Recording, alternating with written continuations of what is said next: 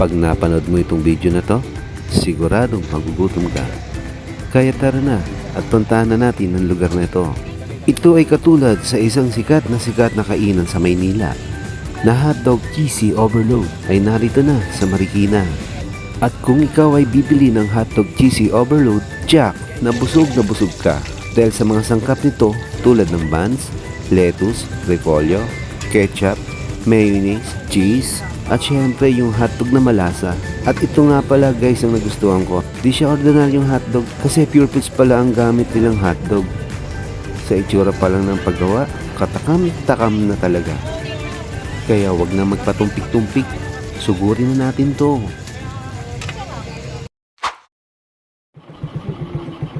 Malapit na ang gabi. Kaya oras na para kumain. So eto na, nagyaya na nga si Mrs. para kami ay pumili ng pagkain. Pero bago kami bumili ng pagkain, bumili muna kami ng gamot sa butika para mawala ang sakit ng ulo ko. Sumakit din kasi ang tiyan ko. Baka hindi ako makakain ng marami. Ayan na nga at unti-unti nang dumidilim. Kaya tara na, bilisan na natin para tayo makahanap na ng makakain natin. Habang binabaybay namin itong kahabaan ng JP Rizal, napadpad kami rito sa may South Supermarket. So maraming kainan dito guys, pero may pumukaw sa aking paningin. Doon sa bandang dulo, doon sila nakapwesto. Kaya unang kita ko pa lang, parang natakam na ako eh. Kaya sabi ko, sige, subukan natin. Nahulugan ako ng Mukha naman siyang malinis. Tsaka kaaya-aya talaga yung lugar niya. Kaya hindi na kami nagpatumpik-tumpik ni Mrs. na umorder. So, nagtry muna kami umorder ng dalawa. Sa halagang 45 pesos, talaga mabubusog ka na. Sulit na sulit. Habang nag-aantay kami, ayan, pinanood ko muna si ate at si kuya na nagluluto.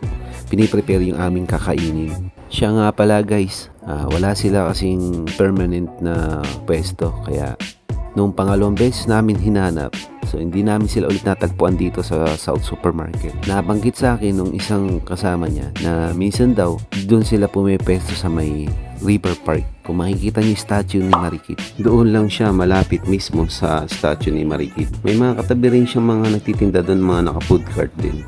So madali lang siyang hanapin guys. Makikita nyo agad mismo yung nagtitinda dyan na yung napaka-sexy at napakagandang tindera. Kasama ang kanyang partner. nice! Ayun na nga at piniprepare na ang aming in-order. So matitikman na nga din natin yung pinagmamalaki nga nilang cheesy hotdog overload. Sa tingin ko pa lang talagang nakakatakam na talaga. Habang kinukuha lang ito ng video para talagang nagugutom na talaga ako. Kaya ito, malalaman natin kung talagang masarap talaga at malasa yung hotdog na ginagamit nila.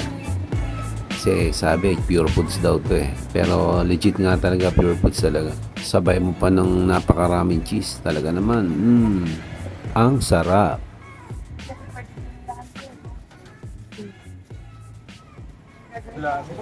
Totoo nga pala na kapangit ng pagkain ng cheesy hotdog overload na to.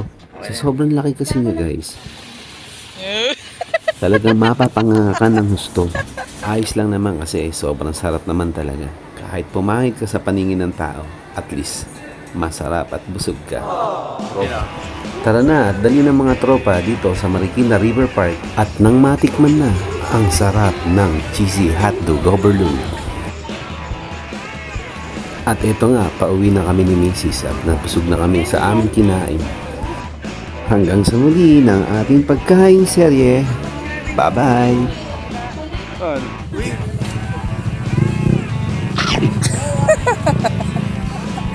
Sarap yarn!